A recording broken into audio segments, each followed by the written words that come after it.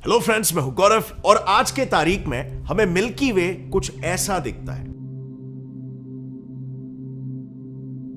लेकिन इंटरेस्टिंग बात यह है कि आज से 20 साल पहले हमारे पेरेंट्स को मिल्की वे कुछ ऐसा दिखाई देता था, तारों से भरा हुआ। यानी कि आप यहां पर क्लियरली देख सकते हो कि हमें जो मिल्की वे आज दिखता है वो तो कुछ भी नहीं है एज कंपेयर टू जो हमारे पेरेंट्स को दिखता था। लेकिन सबसे अनफॉर्चुनेट बात यह है कि ऐसा ही चलता रहा तो हमारे आने वाले बच्चों को मिल्की वे कभी दिखाई ही नहीं देगा। यानी कि वो सिर्फ और सिर्फ पुराने तस्वीरों में ही मिल्की वे को देख पाएंगे, रियल लाइफ में नहीं।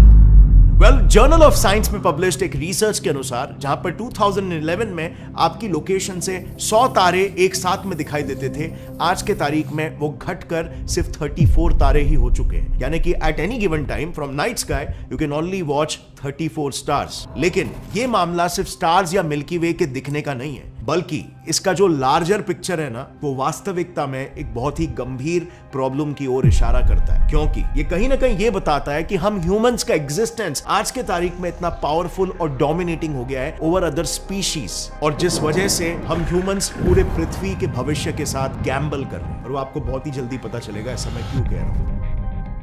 आइए यहां पर एक इंटरेस्टिंग से पैटर्न पर नजर डालते हैं। आज की तारीख में इंडिया में सिर्फ 7 ही ऐसी जगह हैं जहां से हम मिल्की वे को साक्षात देख सकते हैं। लेकिन आज जो इंडिया की करंट सिचुएशन है ना, वो अमेरिका में 1994 से ऑलरेडी हो गई थी। इनफैक्ट वहां की सिचुएशन इतनी खराब हो चुकी है, आप सिर्फ इस बात से अंदाजा लगा सकते हो कि एक दिन जब उन्हें आसमान में एक ग्रेइश व्हाइट बादल दिखा तो वहां के लोगों ने लिटरली उस क्लाउड को देखकर घबराते हुए यूएस की इमरजेंसी सर्विस 911 को मदद के लिए कॉल कर लिया। 1994 की बात है जब यूएस के लॉस एंजलिस शहर में सुबह के 4:30 बजे एक भूकंप आया था। इस भूकंप से इतनी हलचल हुई कि शहर की लाइट चली गई और पूरे शहर में अंधेरा छा गया। और इसीलिए उन लाइट्स को ठीक कराने के लिए जब वहां के लोग अपने घर से बाहर निकले तब उनकी नजर आसमान पर गई और आसमान को देखकर वो शॉक रह गए।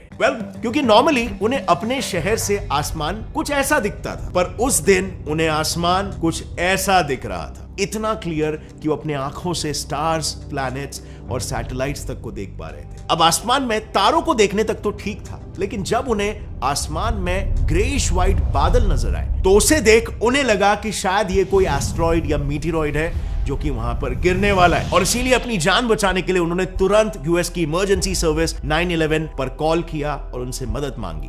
लेकिन जब यूएस इमरजेंसी सर्विस वहां पर पहुंची तब उन्होंने देखा कि जिसे देखकर ये लोग इतना डर रहे थे वो तो एक्चुअली में मिल्की वे गैलेक्सी है। अब सुनने में तो ये घटना काफी फनी लग रही है, लेकिन ये घटना इशारा कर रही है एक अंडरलाइंग प्रॉब्लम की ओर। जिन लोगों ने भी इस घटना के बारे में रिपोर्ट किया था ना, वो सभी लोग बच्चे नहीं थे, बल्कि सब के सब एडल्ट्स थे।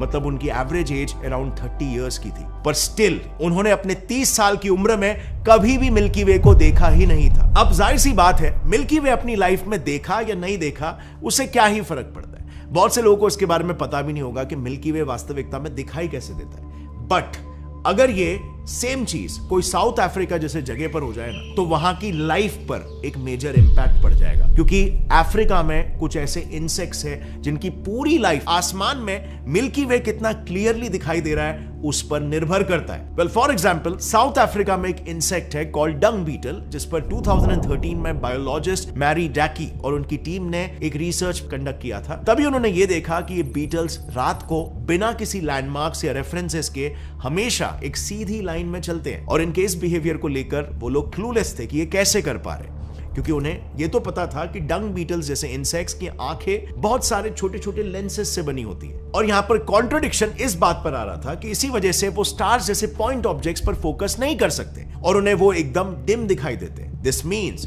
कि डंग बीटल्स आसमान में स्टार्स की मदद से नेविगेट तो नहीं कर पा रहे। तो फिर सवाल ये खड़ा हुआ उन रिसर्चर्स के सामने कि आखिर वो इतने अंधेरे में भी एक स्ट्रेट लाइन में कैसे चल पा रहे। इस सवाल का जवाब जानने के लिए साइंटिस्टों ने उन बीटल्स को जोहानिसबर्ग प्लैनेटोरियम, यानी कि एक ऐसी जगह जहां पर वो प्रोजेक्टर के थ्रू नाइट स्काई को प्रोजेक्ट कर सकते थे, आर्टिफिशियली क्रिएट कर सकते थे, वहां पर ले गए for the sake of an experiment. यहां पर वो अपने हिसाब से स्टारलाइट को मैनिपुलेट कर सकते थे, ये पता लगाने के लिए कि वो बीटल्स किसकी मदद से अपना रास्ता ढूंढते हैं। और ऐसे ही एक दिन स्टारलाइट को मैनिपुलेट करते करते उन्होंने एक इंटरेस्टिंग कोरिलेशन पाया between their behaviour and milky way Galaxy. इस कोरिलेशन से उन्होंने ऐसा अनुमान लगाया कि बीटल्स आसमान में मिल्की वे के आर्म की लाइन को फॉलो करते होंगे।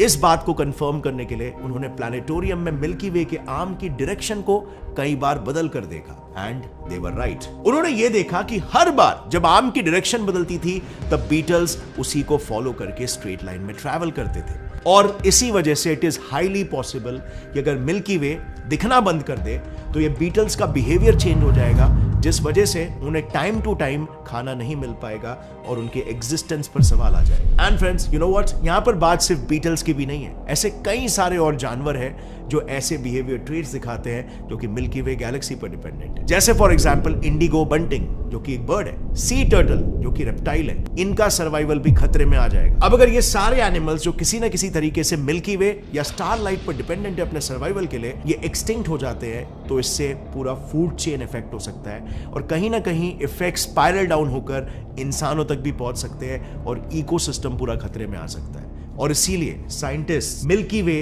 और स्टार्स के गायब होने का कारण जानना चाहते हैं। वेल फ्रेंड्स, इंटरेस्टिंगली इस मामले पर डिटेल में रिसर्च करने के बाद बाय थाउजेंड्स ऑफ साइंटिस्ट ये इस बात सामने आई कि इस फिनोमेनन के पीछे जो रीजन है वो है एक बहुत ही स्पेशल किस्म का पोल्यूशन जिसके बारे में कभी पहले बात नहीं हुई, और उस पोल्यूशन का नाम है लाइट पोल्यूशन। दरअसल साल 2014 में इटली की national association for protection of night environment के प्रेसिडेंट फिजिसिस्ट फेबियो फैल्ची ने नाइट स्काई को डिटेल में स्टडी किया था। इस स्टडी के दौरान उन्होंने 35,000 से ज्यादा ग्राउंड टेलीस्कोप्स के ऑब्जर्वेशंस को कंपेयर करके उनके जरिए नाइट स्काई के क्वालिटी की एक स्केल बनाई। इसके लिए फैल्ची ने आसमान में दिखने वाले सबसे कॉमन गैलेक्सीज लाइक एंड्रोमेडा और ट्रायंगुलम और सबसे ब्राइट प्लैनेट जुपिटर को कंसिडर किया, और अलग अलग लोकेशंस पर ये सारे ऑब्जेक्ट्स कितने डिम या ब्राइट दिखते हैं इसे कैलकुलेट किया। फिर उन्होंने इन कैलकुलेशंस के बेसिस पर नाइट स्काई को अलग अलग क्लासेस में डिवाइड करके इस तरह से वर्ल्ड मैप पर प्लॉट किया। अब इस मैप में एग्जैक्टली क्या देखना है ये मैं आपको बताता हूं। तो देखो,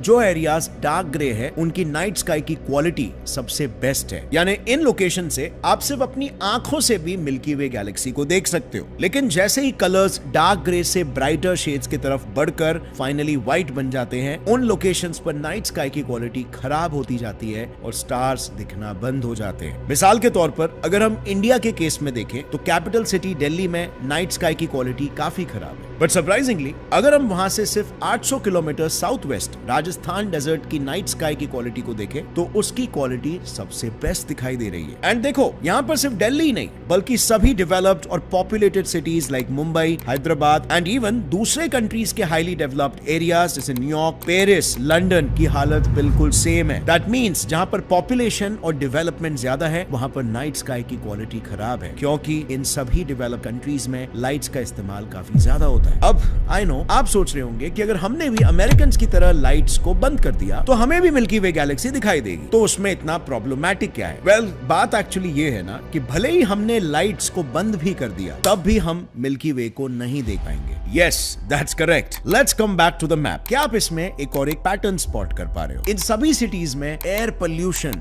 भी ज्यादा है और एयर पोल्यूशन की वजह से हवा में मौजूद डस्ट पार्टिकल्स इस तरह से लाइट को स्कैटर करके इस सिचुएशन को और भी ज्यादा वर्स बना देते हैं। यानी कि ऑल इन ऑल लाइट और एयर पोल्यूशन के कंबाइंड इफेक्ट के चलते धीरे धीरे मिल्की वे और बाकी सारे सितारे या सिंपली स्पीकिंग हमारा असली नाइट स्काई दिखना बंद हो रहा है। पर अब चलो मान लेते हैं कि अगले 50 सालों में हमने इन दोनों पोल्यूशन को कंट्रोल कर लिया, तब भी क्या हमें मिल्की वे गैलेक्सी नो लॉन्गर दिखाई देगा? वेल, यहां पर उमड़ कर आता है एक और एक पैटर्न जो कि इस पूरे फिनोमेनन को इफेक्ट कर रहा है, और अगर वो पैटर्न कंटिन्यू रहा तो यस, फ्यूचर में भी हमारे लिए ये मुश्किल ही रहेगा। दरअसल अमेरिकन एकेडमी ऑफ ऑप्थेल्मोलॉजी के साइंटिस्टों ने 2016 में एक स्टडी कंडक्ट की थी। इस स्टडी में उन्होंने कई सारे आई डिजीजेस से रिलेटेड सर्वेस को एनालाइज करके उनके बेसिस पर एक ग्राफ प्लॉट किया था। इस ग्राफ के मुताबिक 2050 तक दुनिया के करीब आधे लोग मायोपिया से पीड़ित हो चुके होंगे। सिंपली स्पीकिंग उनकी दूर की नजर कमजोर हो चुकी होगी, और ऐसा इसीलिए क्योंकि यूके की एंग्लिया रस्किन यूनिवर्सिटी के एक eye specialist professor Rupert born के अनुसार लोगों का स्क्रीन टाइम इंक्रीज होते चला जा रहा है, जिसकी वजह से डायरेक्टली उनका विजन ब्लर होते जा रहा है। और ऐसा इसीलिए, इसे समझना क्योंकि काफी इंटरेस्टिंग है। ह्यूमन आई एक कैमरा की तरह होता है जिसमें मौजूद लेंस दूर की चीज देखने के लिए फ्लैट हो जाते हैं और पास की चीज देखने के लिए कर्व हो जाते हैं। अब इस कन्वर्जन में मदद करते हैं ये hair like like ciliary muscles. तो जब सिलियरी मसल्स सिकुड़ते हैं तब लेंस कर्व हो जाता है, और वहीं इसके विपरीत जब मसल्स रिलैक्स होते हैं तब लेंस फ्लैट होकर दूर की चीजों का क्लियर इमेज ब्रेन तक भेजता है। अब ऐसे में काफी देर तक अगर आप किसी नजदीकी चीज को देखते रहोगे तो इन सिकुड़े हुए सिलियरी मसल्स में स्ट्रेन आ जाता है, जिससे ये रिलैक्स नहीं हो पाते, एंड एज अ रिजल्ट जो लेंस है वो उसी फेज में धीरे धीरे करके लॉक होने लगता है। यानी कि सिंपली स्पीकिंग चीजें हमें ब्लर दिखाई देने लगती है। इनफैक्ट सिंगापुर में तो ये ऑलरेडी हो भी चुका है। आपको में भी ये पता नहीं होगा, लेकिन आज के समय में सिंगापुर लिटरली दुनिया का मायोपिया कैपिटल बन चुका है, क्योंकि वहां के 80% लोग मायोपिया से पीड़ित हैं। और इंटरेस्टिंगली सिंगापुर ही वो कंट्री है जहां पर सबसे ज्यादा लाइट पोल्यूशन भी हो रहा है। यानी कि ट्रेंड के हिसाब से सिंगापुर वो पहली कंट्री बनेगी जहां के लोग मिल्की वे को अब दोबारा कभी भी नहीं देख पाएंगे। एंड जो हाल सिंगापुर कंट्री का हो रहा है, बिल्कुल उसी तरह अगर आई डिफेक्ट्स और लाइट पोल्यूशन की तादाद ऐसे ही बढ़ती रही तो 21st सेंचुरी के अंत तक बाकी सभी देशों से भी मिल्की वे दिखना बिल्कुल ही बंद हो जाएगा। अभी एग्जैक्टली कब तक होगा इसका एग्जैक्ट जवाब तो हमारे पास नहीं है, क्योंकि ये बस साइंटिस्ट द्वारा किया गया एक प्रेडिक्शन है based on understanding current trends. But जरा यहाँ पर 1 मिनट रुकना और थोड़ा सोचना कि क्या मिल्की वे हमें हमेशा के लिए दिखाई देने वाला था? अगर मैं कई बिलियन सालों बाद के समय की बात करूं ना, तो सिंपल शब्दों में आंसर है बिल्कुल नहीं, क्योंकि इतने समय बाद पृथ्वी पर नेचुरली काफी सारे चेंजेस घटने वाले हैं। फ्यूचर में कंटिन्यूअस वोल्केनिक इरप्शंस की वजह से हमारा आसमान बादलों की एक चादर से ढक जाएगा, नतीजन पृथ्वी से मिल्की वे दिखना बंद हो जाएगा। प्लस यूनिवर्स के एक्सपेंशन की वजह से भी एक समय ऐसा आएगा जब सभी स्टार्स हमसे दूर जा चुके होंगे, और इन्हीं स्टार्स के साथ मिल्की वे का सेंटर भी, जो आज हमें यहां से दिखाई देता है। आसमान में बेसिकली काला घना अंधेरा दिखाई देने लगेगा, यानी कि नेचुरली मिल्की वे कभी ना कभी पृथ्वी से दिखना बंद होने ही वाली है। जस्ट करंटली, जैसे मैंने वीडियो की शुरुआत में कहा था, द मेजर इशू इज कि इंसानी गतिविधियों की वजह से ये सीमिंगली स्लो प्रोसेस आज हमारे आंखों के सामने घट रहा है। और मिसाल के तौर पर आज से बस 4 साल पहले अमेरिका में कोल्ड वेव आया था, जिसके चलते टेम्परेचर इतने हद तक गिर गया था कि यूएस का सबसे हॉटेस्ट स्टेट टेक्सास, जहां का टेम्परेचर नॉर्मली 40 डिग्री सेल्सियस होता है, वहां का टेम्परेचर -18 डिग्री सेल्सियस तक पहुंच गया था और पूरा शहर बर्फ से ढक चुका था। और यह सब इसीलिए हुआ क्योंकि हमारे नॉर्थ पोल पर ठंडी हवाओं का बवंडर पूरे साल घूमते रहता है। लेकिन इंडस्ट्रियल रेवोल्यूशन, पोल्यूशन जैसे ह्यूमन एक्टिविटीज के चलते ग्लोबल टेम्परेचर इतना बढ़ चुका है कि ठंडी हवाओं का बवंडर जो नॉर्थ पोल पर बंधा हुआ था वो यूएस के टेक्सास तक लीक हो गया। अब ये कैसे हुआ और ये ठंडे हवा का बवंडर एग्जैक्टली क्या है, इसके पीछे सिस्टम क्या है और उससे कितना नुकसान हुआ है, इस पर मैंने ऑलरेडी एक डिटेल वीडियो बना ली है, जिसे आप यहां पर क्लिक करके देख सकते हो। आपको काफी कुछ ज्ञान मिलेगा उस वीडियो से। और अगर फ्रेंड्स इस वीडियो को देखकर आपको कुछ भी नया सीखने मिला तो एक लाइक जरूर ठोकना। See you next time, stay curious, keep learning and keep growing. जय हिंद।